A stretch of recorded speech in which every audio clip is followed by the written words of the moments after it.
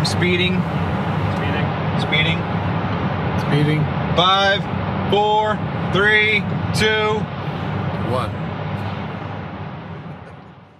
The world is changing faster than ever. What used to take decades is now taking years or even months. What you see right now is the illusion that people have had for many decades about the workplace being this secure place to work the rest of your life. For the first time in the history of our nation, our children will not do as well as us. We've seen our friends get laid off. We've been laid off. We've had our pay cut. People are overworked and underpaid. They seem to have less time and less freedom. They live under constant pressure. This is going to be forced. And so even if your employer loves you, they may have to cut you. There's something wrong that on Monday morning, the heart attack rate increases by 35%. Technology is accelerating, job security is declining. It just doesn't seem like the old models of making a living are as reliable as they used to be. Every aspect of our lives, there's a better way out there, but we're still doing it the old way. We live in the greatest country on the planet, and there are a lot of people sitting around complaining and being cynical. Like everyone's whining about this old model, and I'm like, why don't you leave it? Look at all this over here. Look at all this opportunity. Since so much of our lives revolve around our work and the way we make our living, many people are thinking there just has to be a better way. The biggest challenge facing our world today is not making money, is what are we going to do with all the displaced, unemployed people? People are afraid that they're going to make the wrong decision. People are afraid of the unknown. People are afraid that maybe I don't have the skills. Hey, sports fans, industrial age is over. It's dead. It's dying. That's why going to school to get a job is an obsolete idea. A steady paycheck is an industrial age idea.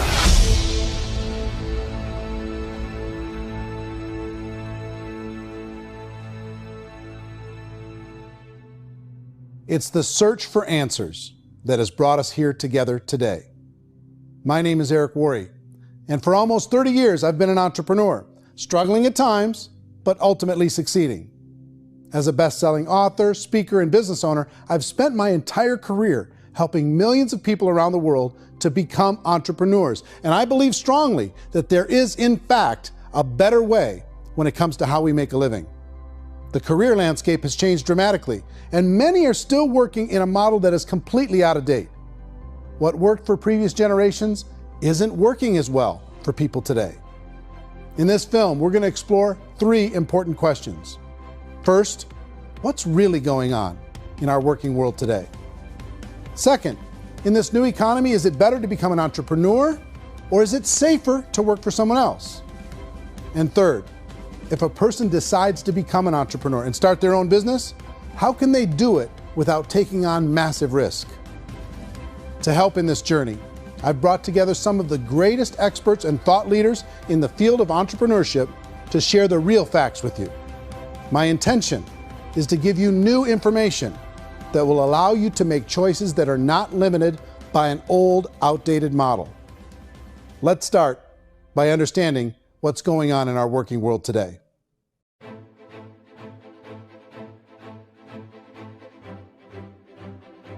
Let's look at unemployment. 30–40% of the people are honestly not working, but would be working. What our government does is if you haven't found a job in 6 months, we don't call you unemployed. We pretend you dropped out of the labor force. I've often said that unemployment, particularly structural unemployment, that's unemployment due to technological changes, is the first sign of economic growth. Think of it, 10 people live on an island. They go out every day and fish. One day, new technology shows up. A missionary brings them a net. Now, using the net, one pilots the boat, one throws the net. 2 fishermen can do all the work 10 used to. That's a 500% increase in productivity, 2 doing the work of 10, in one day. You don't have to learn a lot to learn how to throw a net instead of throw a fishing line. The island's got a big problem, 80% unemployment. But the island still has all the wealth of the fish because the 2 people produce as much fish as 10 did. Now, of course, looking back in history, these changes used to take thousands of years. And during that time, we went into farming and transportation. Some of us became doctors and some teachers and lawyers, and we developed all these new professions and new manufacturing jobs. Today, these changes are occurring literally in one day when a new technological advance occurs, and we don't have the social structures to deal with it or to retrain the unemployed people. So one of the things that I think is interesting as I travel across the country and really travel around the world is the way that we work and the way we get paid for work is changing pretty dramatically. On a global basis, everything is being turned upside down because of the rapidly advancing technologies. They are eliminating many jobs, and we have been left with many people not prepared for the jobs that exist. A lot of demand in public companies was to squeeze out all the fat and to get just as much margin as we possibly could, and fat equals humans. So this idea of job security in information age is so obsolete, but it's still taught inside our school system, and that's where the problem starts. There's no financial education in school system, and people are still trained to be employees to work for that paycheck. This is a chart on the middle class. What's happening in the middle class, those that went to school, their incomes have been coming down for years. And parents still say to their kids, go to school, get a job. Now what happens to all those middle class people who are dropping off the ends of off the chart? Well, they become what's called working poor. And this is what happens to working poor. But they say poverty is ending. Well, poverty may be ending, but working poverty is going up. And this is food stamp usage. So food stamp usage in America is going through the roof right now, because people cannot earn what they call a living wage. Most people have experienced financial pressures that I think are probably greater than they have been in the past. If you're not working for yourself, then it's going to be a pretty hard road for a lot of people. Today, if you're going to control your future, the 40-40 plan is gone, where you can graduate from college and get a job and work for 40 hours a week for 40 years. That day is gone. So some of these charts actually tell you what's going on. And this is a really interesting one. You know, people are going back to school because if I go back to school, I'll get a nice job. But this is what's happening to, it's called Sallie Mae, which is the student loan guys. Student loan is going through the roof. It's now over $1 trillion, and student loan debt is worse than credit card debt. So when people stopped using credit card, the government got people into student loan debt. And the problem with student loan debt is you can never be forgiven. See, with credit card debt, you can declare bankruptcy and all's forgiven. But student loan debt, you can declare bankruptcy, you still owe it. It's the worst of all debt. But this is the next picture. Look at this chart here. This is what's happening to wages of college graduates. It's going down. So you go to college, you rack up all this debt, but you earn less money. Now, that's not that intelligent. Average person who's been working a lifetime in America today is ending their lifetime at 65 with about $41,000 in assets. They earned just enough to survive. I think in the United States we have something like 17 trillion in debt. That's just the federal government debt. We got another 2 in municipal and in other, let's call it almost 20 trillion government. We've got 40 trillion in private debt. That comes up to close to 60 trillion. When you then add something we never had before, what you were talking about, when we look at the unfunded portion of Social Security and primarily Medicare, Medicaid, that at the most conservative estimates from outside firms, Kleiner Perkins, 67 trillion and growing. That's more than all our other debt. There's less conservative estimates that say it's 84 trillion or higher. I added up conservatively $127 trillion in total debt. Debt is a financial drug. When you take it to excess, it's like taking a drug. Yeah, it makes you feel better, it enhances your performance, but at a huge cost, eventually it kills you. And so that's what happens. We keep doing more and more debt, and you get less and less results, just like a drug, until the debt gets so high that it crushes the whole system. That's where we're at, 8.2 times GDP. You know who I feel sorry for? I feel sorry for the person who dreads going to work, who is sick to their stomach on Monday morning, who hates their alarm clock, who gets a little glimmer of hope on a Wednesday because it's hump day and says, thank God it's Friday. And they live for those 2 days a week where they get to be themselves and they don't have to be around people they don't like, and they don't have to play the political game in the office, and they don't have to live this half life. The person that works 50 weeks a year just to be able to have the 2 weeks for vacation. And you know what happens to most of them nowadays? They don't have a vacation. They have a staycation. They have time off of work, but they don't get to go where they want to go because they're overextended. They've got all this debt. They got all this situation. They hate their alarm clock. They can't sleep until they're done. They have to spend most of their life in traffic. I feel sorry for that group of people because there's a better way. They just don't know it. I see this really interesting attempt at rugged individuality in a 6x8 rectangle. And I feel like you're all the same, except for the little push pins of the pictures. There's different pictures. Yours is named Jenny and his is named Sujara, but it's the same people. And this is how they are, and they're just like the zombies, and there's no joy in there, there's no fun. There's always like the wacky woman who decorates her cubicle, and that's the most she can do there. You got to give her credits, right? The wacky cubicle woman. The basis for their life is worry. I'm worried, maybe I'll get fired. I'm worried maybe my company will go out of business. I'm worried I can't keep spinning the plates on paying the bills. I'm worried about how do I send my kids to college. I'm worried, what if the transmission of my car breaks? That's 2 or 3, I can't fix it. People live in a sea of worry, and it eats at them. Those signs that people held up during the Depression didn't say looking for gainful employment in a cubicle. It said looking for work. Work is what we're looking for. Job is just a unit of measurement. Work is what we're going after. It's time to look in the mirror and say, it's not the economy, it's my economy. It's my little world of where I am. I need to improve. I'm not going to wait for the economy to come back because, frankly, the economy is doing great in this country. So I'm here on Wall Street, the financial center of the universe, the financial capital of the world. This is where most people's money goes to at least be held for a time, right? With interest rates in banks being effectively zero, and many experts are predicting it's going to stay at zero for the next 10, 20, even 30 years, people feel like they don't have any choice but to put their future into equities, to put their future into the hands of other people on this stock market, and hope that the stock market goes up, hope that the stocks that their advisors pick or that they pick goes up. That's one way to go, I guess.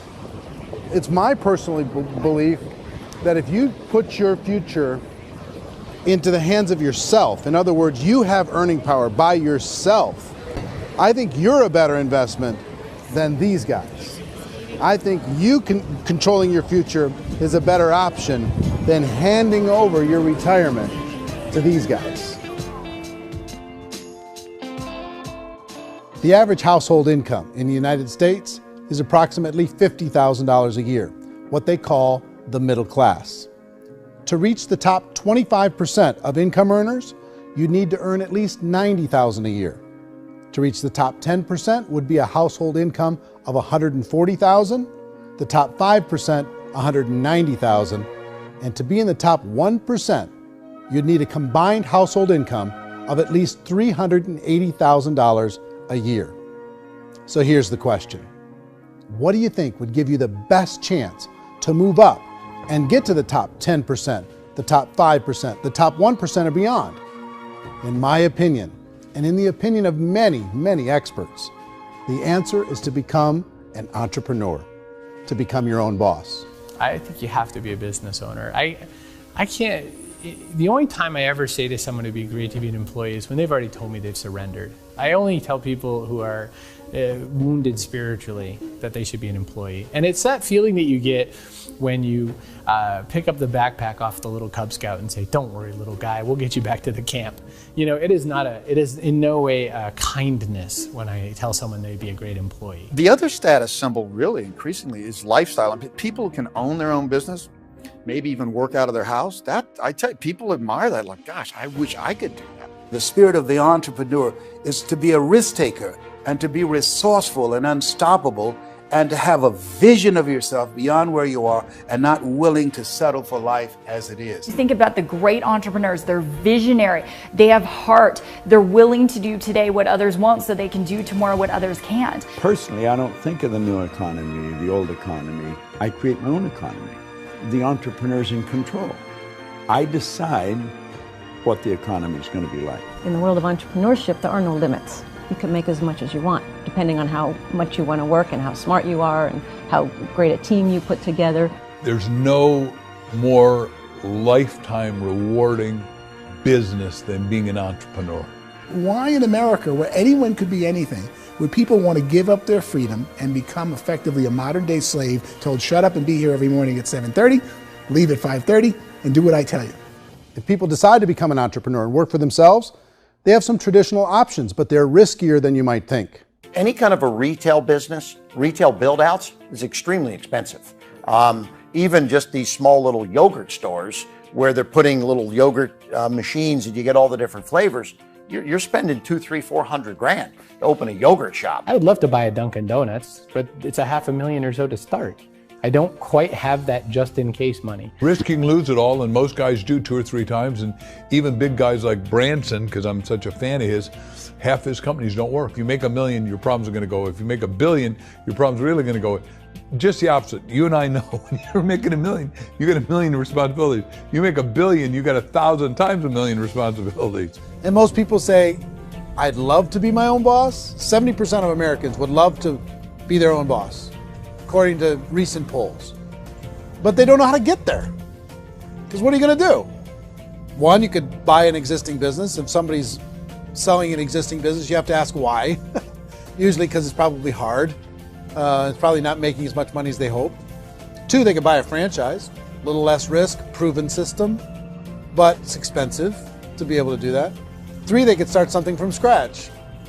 And that's where a lot of people feel like, I don't have the chops to do it. I don't have the money. I don't have the product idea. I don't have the expertise. I don't have whatever it's going to take to be able to get there, and I can't risk my family to do it.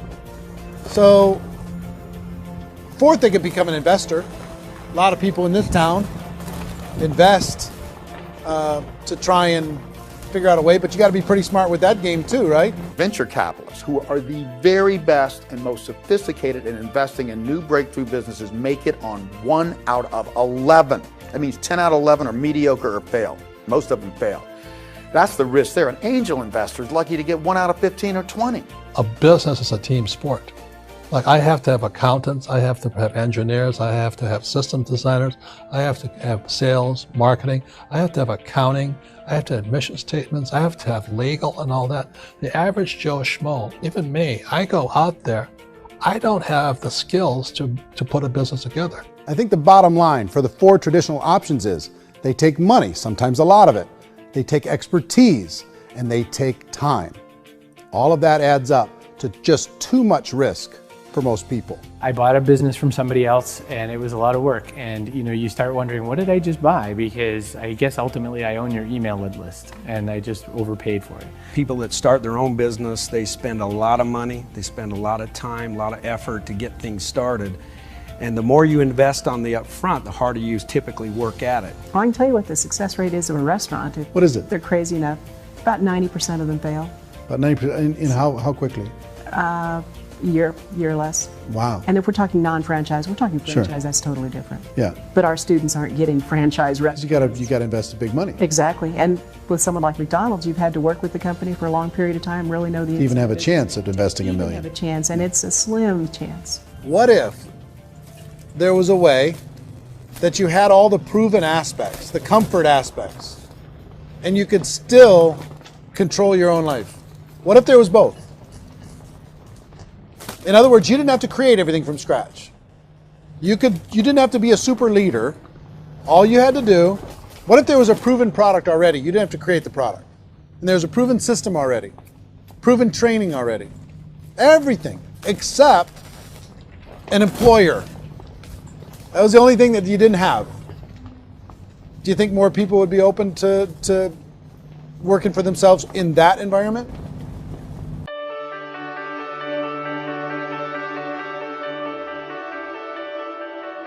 In our search for a better way to make a living, we've come to the conclusion that becoming an entrepreneur is actually safer than being an employee.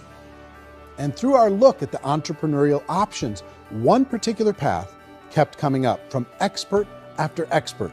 And I think most people will find it surprising because it's certainly a non-traditional business model. That model is for people to start their own business and become an entrepreneur through the creation of a network marketing business. Some people call it direct selling because the product is being sold directly from the manufacturer to the end consumer, cutting out the middlemen. Other people call it multi-level marketing, or MLM, because there are multiple levels of commissions paid. The most common term today is network marketing, because network marketing best describes using a large group of independent distributors, independent entrepreneurs, to move a product or service more efficiently. So my friend here, Donald Trump, and I, we always write about the network marketing industry. And the reason we support the network marketing industry is because it really is a business school for entrepreneurs. Because most people come out of school looking for a paycheck. Oh, that's terrible. I went to network marketing like that. I think if it didn't exist, we should invent it. It is that good. I think direct selling is a great way to do business today. It's very easy to get into that industry, and you can be self-employed, be in effect an entrepreneur. When we see multi-billionaires adding network marketing companies to their portfolio of companies, that would be a clue. When we see people who are very famous authors and very famous business people endorsing the industry, that would be a clue. These network marketing companies aren't $50 million companies, they're billions and billions of dollars. They lead the stock market, they're major companies. When we're going to get it? You know, and you're going to school to work for a paycheck, but if you want to be rich, be an entrepreneur, and network marketing gives you the spirit to be an entrepreneur. A traditional company will spend up to 50% of their total revenue on marketing. Network marketing companies use a different approach. Instead of having all that extensive marketing expense, they utilize a network of independent distributors to do the marketing for them.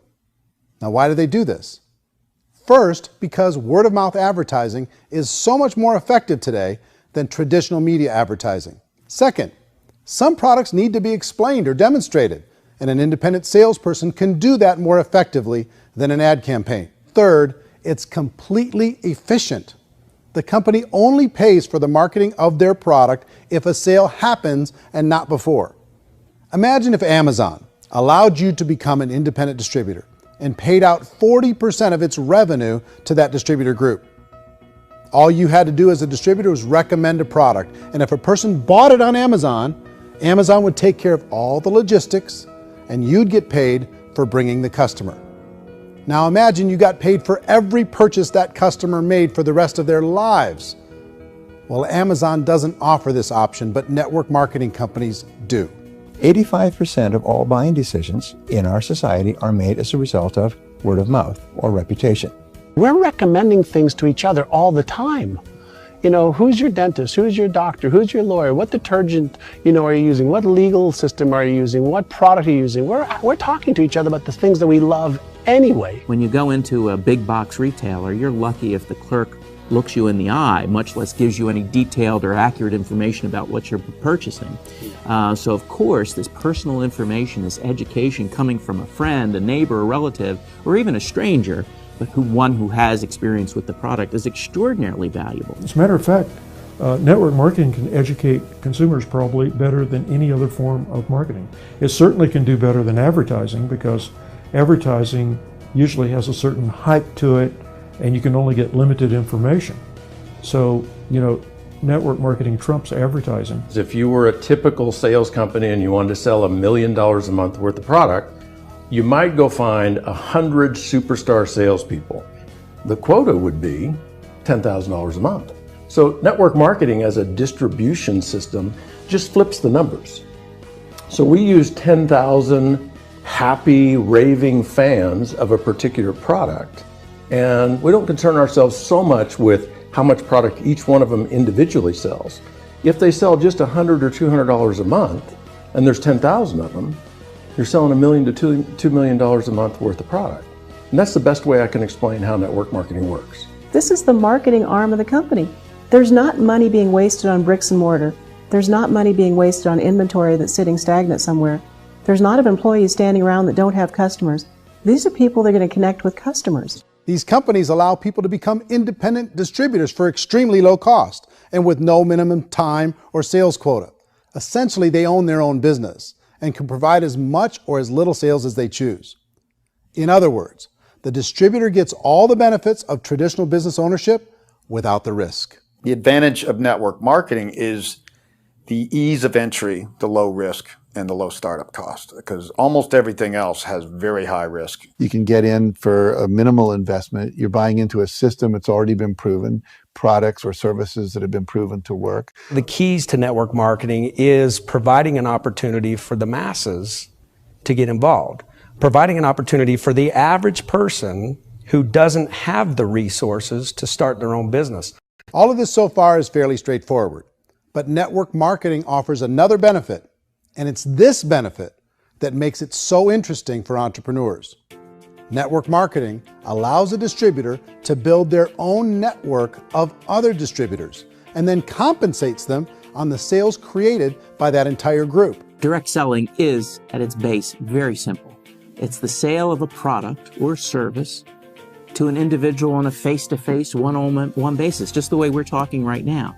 But there's an important element as well, and that's the offering in conjunction with that sale of product, the offering of an opportunity for someone to make something of themselves. No matter what your social status is, no matter what language that you speak, I mean, look how many unbelievable people are becoming successful that speak every kind of language out there. What an awesome gift to give the world. Instead of having to work your way up in a system and prove that you could be a sales manager, they just decided everybody can be a sales manager. Everybody gets to build a sales team from day one. And so what that brought into the system of growth as a direct selling company is the concept of compounding or geometric progression. Because now you can actually grow a sales force very quickly because everybody is enrolling people in their own sales force. People who are like, oh, this is weird, I'm building a sales team, or what do you think you do at a regular company? How do you think a regular company works? Network marketing is the only industry that doesn't say your past determines your future. It looks at your past and says, okay, now what can we train you to do so you can have a great future? Every other employer out there wants to exploit you for what you already know, not teach you something new. Network marketing has the potential to save the United States and the world because it's going to teach people not to be employees, but to be entrepreneurs.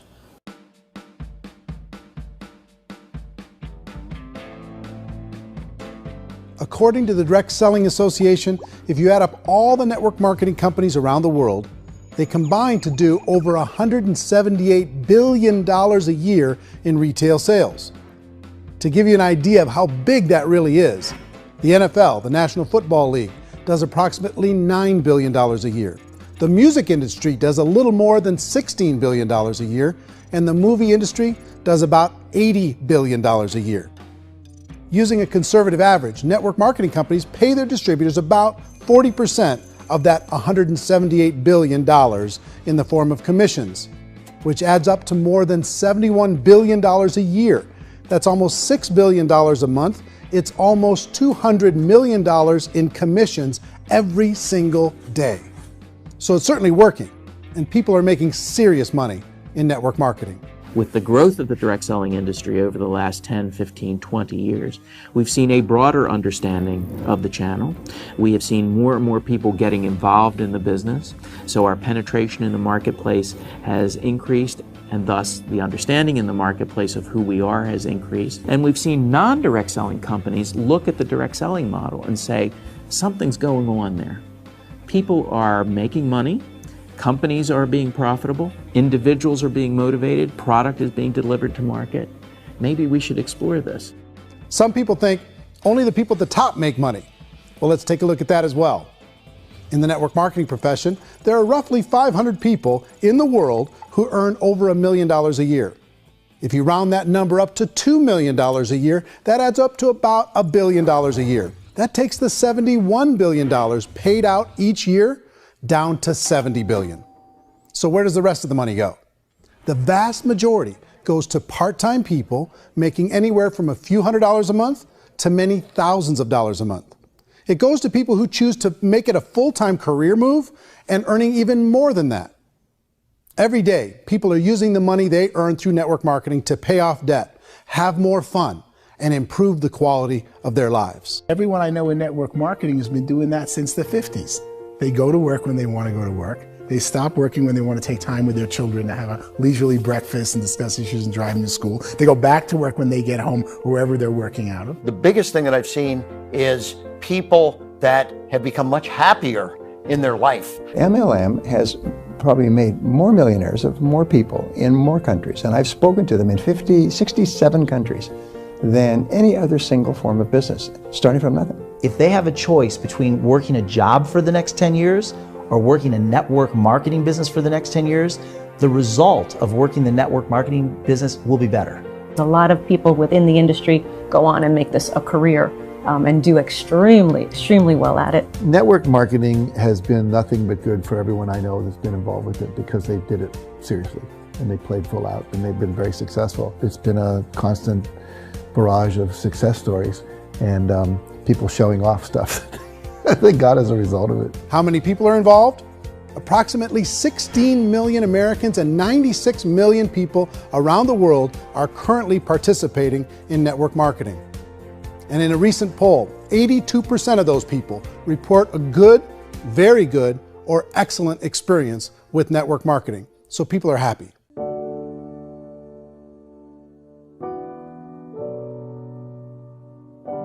So I've taken a look at the network marketing profession and really tried to understand why so many people are confused as to the validity of this as a business. One is this pyramid shape. People get really messed up with this pyramid. Oh, it's one of those pyramid things. So I just think there are a lot of haters out there who really don't understand the industry and say, oh, it's a get-rich-quick scheme. It's a pyramid. Well, corporate America is a pyramid scheme. You know what I mean? It goes like this. You have thousands of MBAs, let's say working for Ford or General Motors or Coca-Cola. If all these MBAs, they're all trying to get to here, that's a pyramid. Only one guy's going to make it. Every 10 years, one's going to make it. Whereas you look at network marketing, it's like this. So you're here, and your job is to develop other CEOs coming up behind you. So it's an inverse pyramid. In network marketing, it's a very simple concept. If you sell product, you get paid. It is paid based on production. There is no first mover's advantage. There is no investment component where the more somebody spends, the more they're entitled to make. So the two are polar opposites of each other. It doesn't matter what shape the company is or the compensation plan is shaped, whether it's a circle or a pyramid or a triangle or a trapezoid, it doesn't matter. If compensation is coming primarily from recruitment, then you've got a problem. On the other hand, if an operation is basing their compensation to participants on the basis of sales, even when those sales are generated by people you've recruited, well, then you're a perfectly legitimate enterprise. That's the legal test, it's the practical test. Another issue that's been true in the past that is no longer true now is people used to be in network marketing loaded up with products that they couldn't sell and they ended up a loser. They ended up with a bunch of product in their garage, they ended up with a bunch of products sitting in their kitchen shelves or whatever, and they thought they could sell it and then they weren't willing to or able to sell it and they ended up with a bunch of stuff and they were bitter about it. There was this thing called front loading where you had to buy if you bought $25,000 worth of product, you got better commissions and all this. Today, it's almost all done by computer. It's direct mail comes from a warehouse somewhere else. You don't have to have all this inventory. You don't have to stock up. It's a paperless world now. Most of it's done online. You have a back office. It really works. And I mean, the technology has changed everything. Third issue is people start talking about 99% of people in network marketing don't make any money. Well, we've talked about that over the course of this journey together. Almost $200 million a day is being paid out to network marketing distributors around the world. The naysayers, the people who say that it doesn't work, are usually the ones who just don't know how to make it work for themselves. And so they're giving you an opinion, and I tell people, don't confuse people's opinions with expertise, because opinions are free. And don't confuse sincerity with the truth, because people could be sincerely wrong. But here's the reality inside of network marketing. The vast majority of people that get involved in network marketing just become customers and they get involved to be able to purchase product at a lower price. If you take Costco as an example, if a person goes into Costco and gets a membership to Costco so they can get a lower price on the product, we don't call that person a loser because they have a bunch of product that they walked out with a smile on their face. Yet when some people want to take a look at network marketing, they say, well, those people, they're just using the product and they aren't earning an income, so they must be a loser. They're not a loser, they're a happy customer. That's the vast majority of people that are involved in network marketing. Now, a smaller percentage of those people decide to go build a business. They earn $300 a month, $500 a month, $1,000, $2,000. That's the bulk of earnings in network marketing. And then there's the few that really decide to take it serious, really decide to build a large network, really work to make that network very, very productive.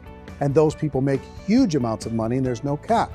What I do as an outside economist, just somebody looking at this industry like any other industry I speak and say, look, what's the realities of this? 1% do incredibly well. 10% generate some additional income at pretty low risk and effort. That's not, and 90% of people roughly end up customers. One thing that I think is real when it comes to people's perceptions about network marketing is people put this, and distributors, I think, involved in network marketing have some responsibility for this. They have sometimes unrealistic claims about the product or about the income. Most people who become distributors, they want the money, they want to be successful, but they don't have the skills. They don't know what to do. And when people don't know what to do and they're in a new business, they're scared. And when they're scared, they panic and desperation kind of sets in. So they think everyone they talk to has to get in. So if I talk to you and you say, well, no, I don't have time to do that, they're like, no, I need you. You have to do this or I won't be successful. So I start clawing on you. I start that desperation. So then I start making claims about the product, which are not appropriate, probably not even true. Or I start saying, oh, let me show you how you can make all this money and you don't have to do anything, Eric. And so you just totally misrepresent the opportunity, and you're clingy with people because you think you need everybody to be successful, and you don't. You know, one of the messages that I try to deliver most forcefully to companies as well as salespeople in direct selling is that you don't have to overpromise. The reality is in network marketing, there's a lot of hard work involved. There's a lot of effort. You're going to have to develop yourself. It's a business like anything else. It's going to take some time, but in my opinion, it's better.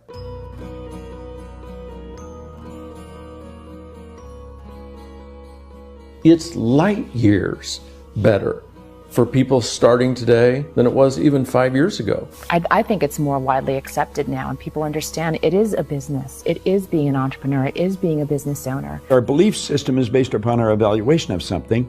And frequently, if we reevaluate a situation, our belief about that situation will change. The industry has changed and it's grown up. It's totally transformed. You've got young people today that have grown up with social media, and they understand networks. They understand how people are connected through technology, and they understand how money flows through those networks. So when they see network marketing, they don't see it the way their parents saw it. And we've all learned, the larger industry that you represent, has all learned from those mistakes and flaws and errors that have happened early on. Early algorithms didn't work the right way. That's all fixed. It's like when they design a computer program, they design the program, then they run it, and then they go back through and they debug it. The MLM industry has been debugged. This is the day of being virtual, being able to run a business from your mobile phone. I mean, it's incredible. Companies are getting smarter. They're implementing more consumer protections. They're implementing more compliance training. They're doing more with respect to product research. If you do get involved and you make purchases of inventory, even on a voluntary basis, if you decide that this business is not for you, you can leave and have that inventory repurchased by the company. There's no other business that offers that kind of protection on a voluntary, self-regulatory basis.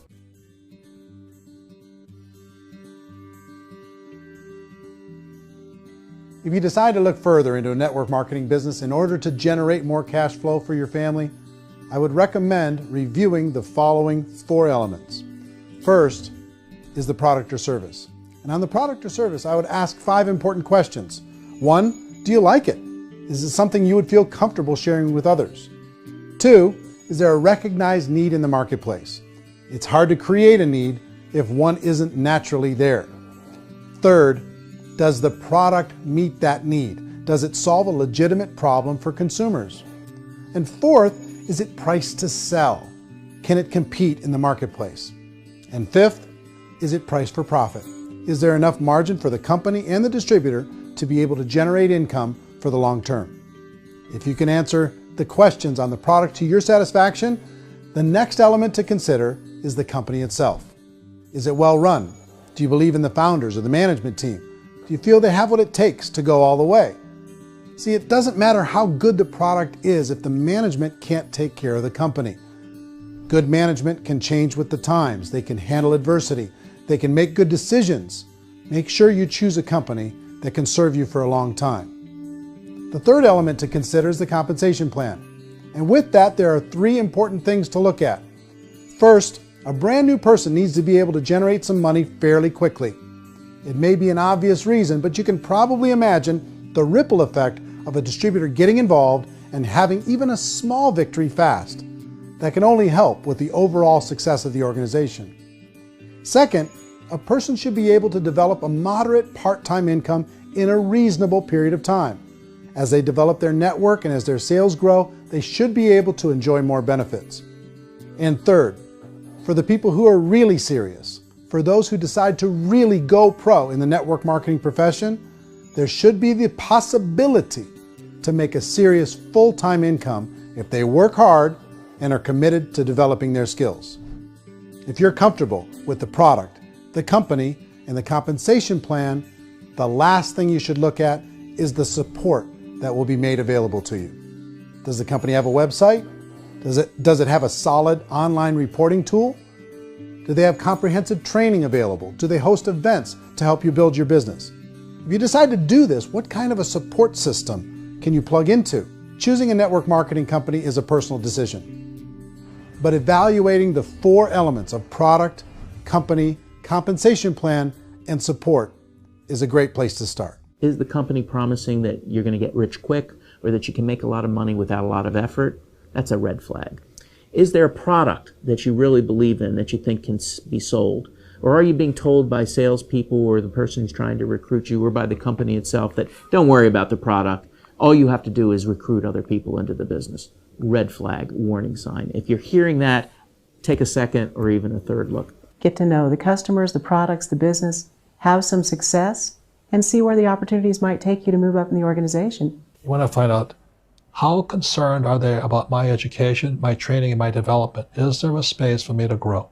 Most important question. Learn everything that you can about the product. Make sure it's something that you believe in, and learn everything you can about the industry and work that system. You have to be very passionate about whatever that company is doing. I would get involved. You can always test drive anything, the product, the service, the community, and then lean into it a bit. If it feels good, then lean into it a lot.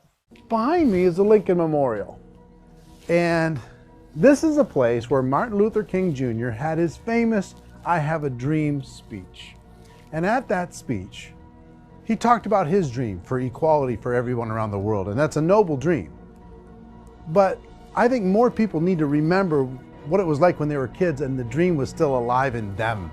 Before it got beaten out of them by reality, by this paycheck, by these responsibilities, and by having to live for this job to pay the bills. I think people need to remember that, go back to that. Once they know that there's a better way, I think their future is going to be much brighter. They can live a better life.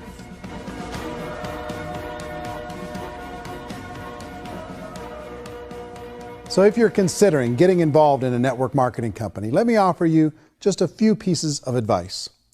First, network marketing isn't perfect. It's emotional, it's challenging. Like any entrepreneurial venture, it can have its up days and its down days.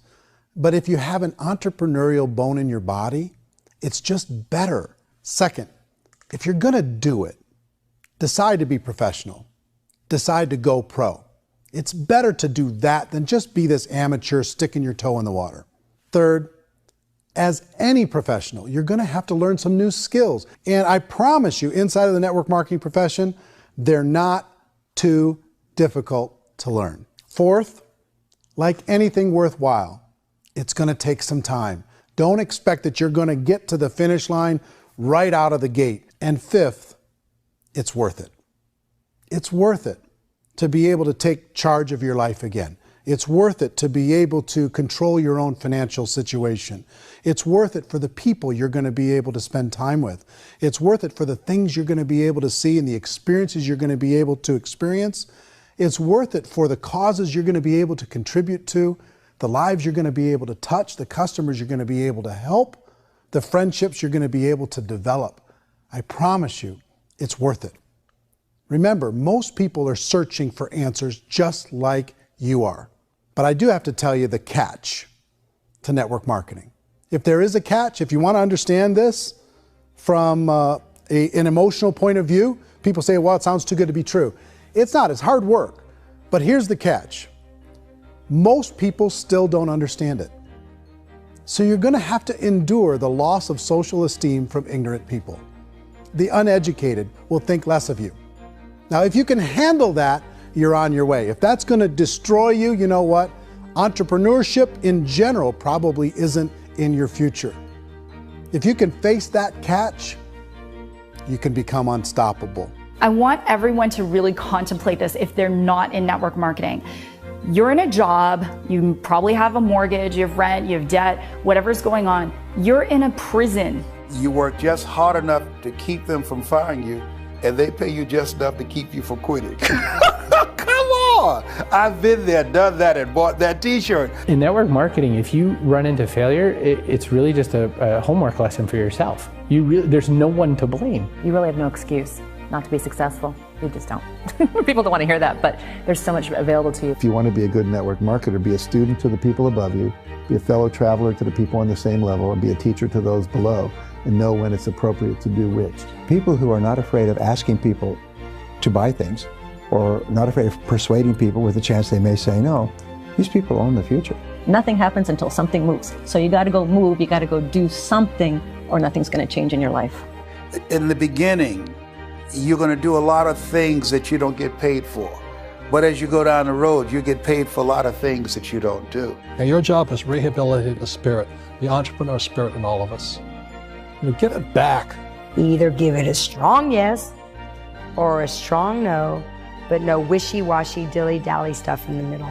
There's dreams and there are nightmares, but I believe that the biggest nightmare of all is when you don't pursue your dream. You're going to see some monumental growth in this profession. It's an exciting, exciting time to be involved with the network marketing profession. The next 10 years, I see just exponential growth. When that tipping point comes, it's not a matter of asking somebody, have you ever heard about network marketing? You're really asking them, which company are you building your wealth in? We are here to fix the world, to improve relationships with other people, to improve other lives.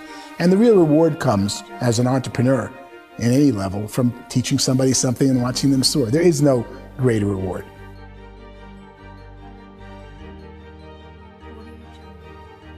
Life's too short to spend it living someone else's dream instead of your own. It's too short to spend it living at a fraction of your potential.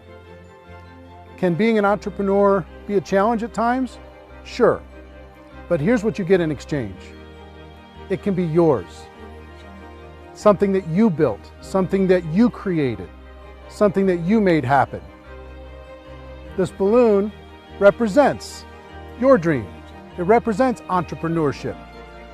My wish for all of you is that you would reach out and grab it. The choice is up to you.